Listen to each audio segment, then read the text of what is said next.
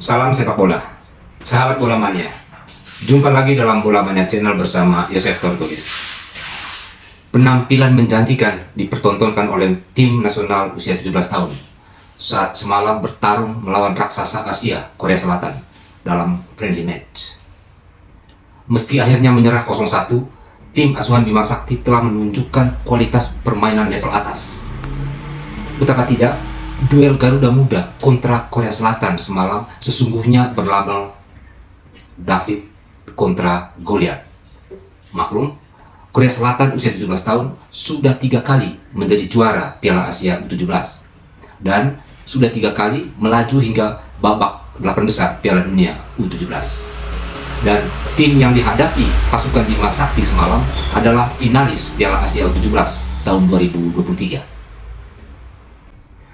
Meski kualitas dan reputasi Korea Selatan jauh di atas Indonesia, sepanjang 90 menit pertandingan, Iqbal Dwi Jahir dan kawan-kawan bermain Spartan dan mampu meredam gelombang serangan Korea Selatan. Organisasi pertahanan Indonesia sangat efektif. Saya mencatat, Korea Selatan hanya 2 kali mendapat peluang emas. Barisan penyerang Korea Selatan dibuat mati kutu. Mereka sangat sulit menembus kotak 16 Indonesia. Lebih dari itu, Vigo Dennis dan kawan-kawan juga beberapa kali mampu mengobrak-abrik pertahanan raksasa Asia itu. Setidaknya ada 6 kali percobaan pemain Indonesia melepaskan tendangan ke gawang Korea Selatan, meski hanya sekali masuk kategori peluang emas. Menembus pertahanan Korea Selatan berkali-kali bukanlah perkara mudah, sebab kita tidak bicara level ASEAN, sebutlah Vietnam dan Thailand, ini Korea Selatan. Dalam pengamatan saya, permainan hebat tim asuhan Bima Sakti semalam dalam meladeni Korea Selatan, terutama di babak kedua, karena Bima Sakti sukses menerapkan filosofi bermain agresif dan gaya khas Indonesia, bermain pendek, cepat, dan jarak antar pemain yang rapat. Filosofi agresif yaitu mendatangi lawan dan secepat mungkin merebut bola dari kaki lawan. Ketika sukses merebut bola, segera melancarkan serangan balik cepat dengan bola-bola pendek dan jarak antar pemain antara satu pemain dengan yang lain berdekatan.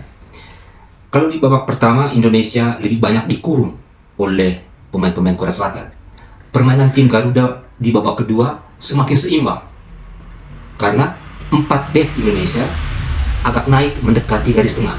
Mereka melakukan high pressing atas.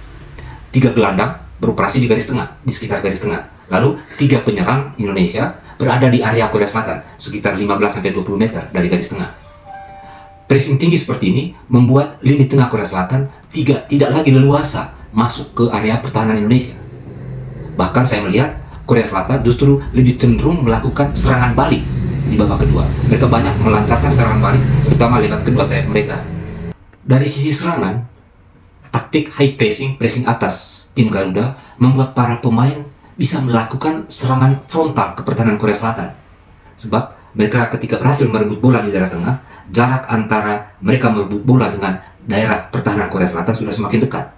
Cara bermain seperti ini membuat pemain-pemain Indonesia semakin percaya diri untuk melakukan tekanan demi tekanan ke area Korea Selatan ketika mereka berhasil mengunci Korea di lapangan tengah. Bima Sakti telah membuktikan kapasitas dan kualitasnya sebagai pelatih papan atas, bahwa keberhasilan Bima Sakti bersama asistennya Indrianto Nugroho, Firmansyah, dan Sahari Gurtom menjadi kampiun Piala AFF U16 tahun lalu bukanlah kebetulan. Kualitas seorang pelatih bisa dilihat di babak kedua, apakah permainan ada perubahan positif atau tidak. Bima Sakti telah menunjukkan itu semalam. Permainan tim Garuda Muda lebih balance, lebih seimbang di babak kedua. Artinya Bima Sakti melakukan perubahan taktik bermain. Mereka tidak lagi bertahan di bawah, tetapi agak naik ke garis tengah, sehingga serangan Indonesia di babak kedua lebih banyak merepotkan pertahanan Korea Selatan. Kita salut dengan keputusan Ketua Umum PSSI Erick Thohir bersama anggota Exco PSSI yang mempercayai Bima Sakti sebagai pelatih kepala menuju perhelatan Piala Dunia U17 November mendatang. Pelatih kaya pengalaman dan menjadi direktur teknik PSSI yang berasal dari Jerman, Frank Wormuth, hanya ditugaskan sebagai pendamping Bima Sakti. Artinya, Bima Sakti yang sukses membawa Indonesia juara di Piala AFF tahun lalu mau diberi kepercayaan untuk menjadi pelatih kepala. Tentu karena pertimbangannya bahwa tim yang diasuh Bima Sakti tahun lalu sudah memiliki fondasi yang kuat. Saya meyakini kualitas Garuda Muda U17 akan meningkat secara signifikan setelah nanti melakukan pelatnas dan uji coba di Eropa, khususnya di Jerman, sejak awal September hingga Oktober mendatang. Fondasi tim asuhan Bima Sakti sudah cukup kokoh. Organisasi dan cara bermain khas Indonesia sudah agak matang. Bahkan mayoritas pemain yang tampil semalam adalah pemain-pemain yang tahun lalu berhasil membawa Indonesia membungkam Vietnam di semifinal dan kemudian meremukkan Thailand di final Piala AFF U16. Artinya kualitas tim yang ada sekarang tinggal ditingkatkan lagi untuk nanti bisa bersaing di arena Piala Dunia. Artinya dengan fondasi yang sudah kuat, kokoh, dan cara bermain yang juga sudah matang, saya melihat bahwa hanya ada dua hal penting yang perlu ditingkatkan oleh tim asuhan Bima Sakti ketika 1,5 sampai 2 bulan melakukan latihan dan uji coba di Eropa September-Oktober mendatang.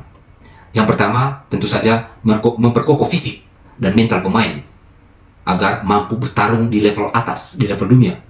Karena nanti tim-tim peserta, katakan saja, tidak berbeda jauh dengan Korea Selatan. Yang kedua, mempertajam dan mematangkan taktik bermain, taktik menyerang dan bertahan, baik taktik individu, unit, maupun taktik tim secara keseluruhan.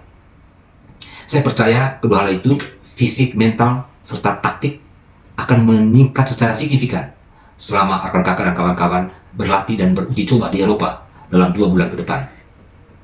Sahabat Bola Mania, sampai di sini dulu. Sampai jumpa di episode selanjutnya. Salam sepak bola.